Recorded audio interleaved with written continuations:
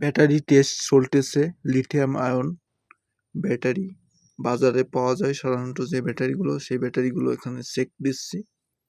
এখানে টাইমিং দেওয়া আছে। প্রথমে এসেছিল আমাদের 4.12 ভোল্ট, ডিসচার্জ টাইম 7টা 4 এবং কত এমএইচ পাওয়া যাবে তখন আমরা এখানে লিখব।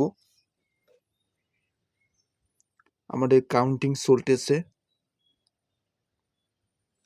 আর এখানে একটি সুইচ দেখতে পাচ্ছেন, এই সুইচে যদি অন করে দিই তাহলে দুটো রেজিস্টার এক সাইডে কাজ করবে, দুটো ব্যাটারি দিতে পারবো। তাহলে এখানে একটি গরম হচ্ছে আর একটি ঠান্ডা আছে।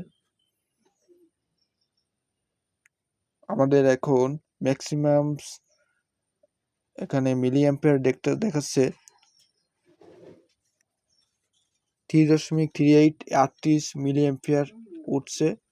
এখানে ভোল্টেজ আছে 3.5